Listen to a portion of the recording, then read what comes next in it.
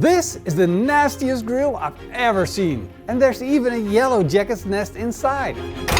I'm going to clean it and fix it up. Big thanks to Kamada Joe for sponsoring this episode. First, let's do a grand tour because there are loads of things about this barbecue that you don't want to see. Well, you do want to see it, but it's kind of nasty. For starters, we got a nice collection of spider webs on the top vent. And it continues all the way down to the bottom of the barbecue. Nasty, but not broken. But what is broken is the inside. Look at that. First of all, you notice that this is hanging here. Second of all, you get an odor out of this barbecue that makes you sick to the stomach. This is the slow roller top. And as you can see, we got loads of mold, debris. This is from the last cooking session. And look at that. Mold is all over it. It's absolutely filthy. The complete slow roller looks exactly like that. It is horrible. But upon closer inspection, it gets even worse. This is something that looks like a wasp nest. I think it's actually some kind of French version, but whatever it is, it definitely does not belong in a barbecue. Now we're getting to the real yucky stuff. Look at this. I don't know what this is, but I know if it's not a veggie and it's green, you probably wouldn't want to eat it. All of the food debris that sits on top of this ring is now one big chunk of grease, fat, and fungus. It is quite a shame to see this beautiful barbecue in this kind of shape, and rest assured we're gonna make her look good again. Make her true to its true form, because a Kamado style barbecue like this can never ever, well, if you take care of it, it can never ever be destroyed. It's like having a cast iron pan for your grandmother. It's just gonna be as good as new, 40, 50, maybe 80, maybe 100 years. I haven't lived that long, but I've seen Kamado Joes that lived longer than I have and are still in premium condition. So let's get her back to the original state. And the only way to get started on this project is by incinerating every little bit of fat, germs and fungus that sits inside this barbecue.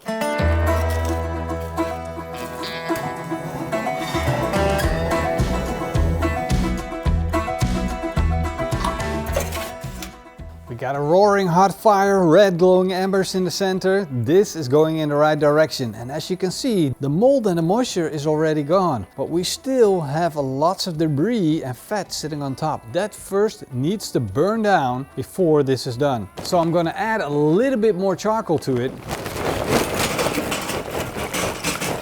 And I'm going to let this run overnight, burning down anything that sits in this barbecue to ash.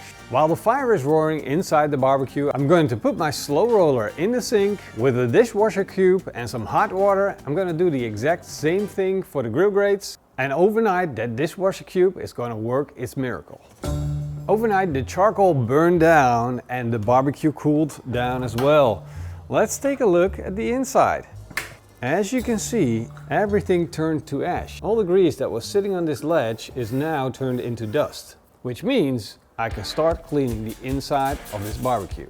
And the first step is to remove anything that's left in this barbecue.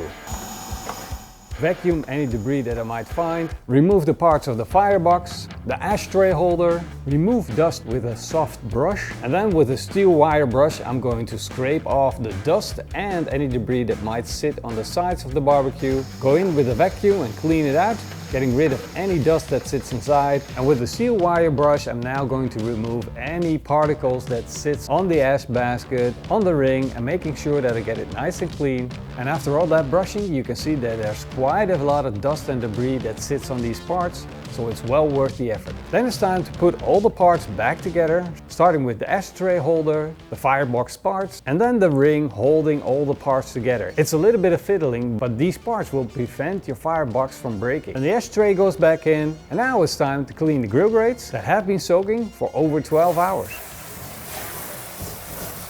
I'm also going to clean the top vent, but it looks like I can't get rid of the yellow parts inside the thermometer, so I'm going to replace it completely.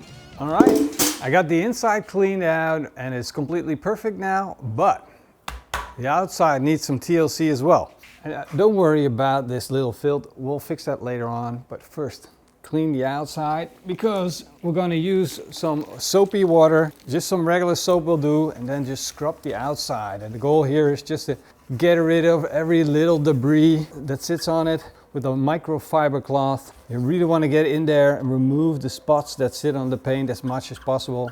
The ceramic of this barbecue is open in structure, so it means it naturally absorbs water and moisture. Therefore, they put a real strong coating on the outside to prevent that from happening. It gets these tiny cracks, which in itself is not a problem. That's why I'm just using this wet soapy tile with not too much water. It's more of a good scrub than it is really getting it wet. I'm not going to clean the undercarriage of this barbecue. I'm going to get rid of that. I have a more permanent setup in mind.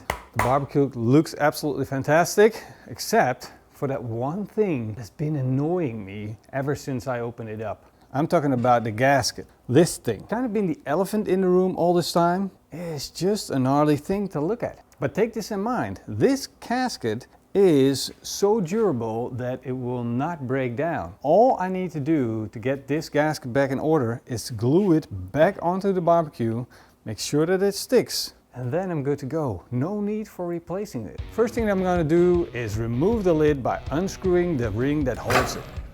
Sand off the old glue that was sitting here. I'm not going to tear off the felt where it is still connected. That's going to be the base that I'm going to work off of. Then brush off the dust with a soft brush. Inspect the underside of the gasket to see if it's clean or not. And this is going to be a good base to put our glue on. And the first thing that I'm going to do is secure where we had it still glued on with these clamps. Clamps like these are pretty cheap. You can pick them up for a couple of dollars. And then I'm going to use a glue like this, 1100 degrees Celsius, which is quite a high temperature. After about 2 hours of waiting, I'm going to apply the same technique at the bottom. And once the gasket is in place and dried up, it's time to put the lid back on. And as a finishing touch, I'm putting on a shiny new thermometer and the clean top vent. Now this Kamado Joe is fully cleaned, restored, and ready for action.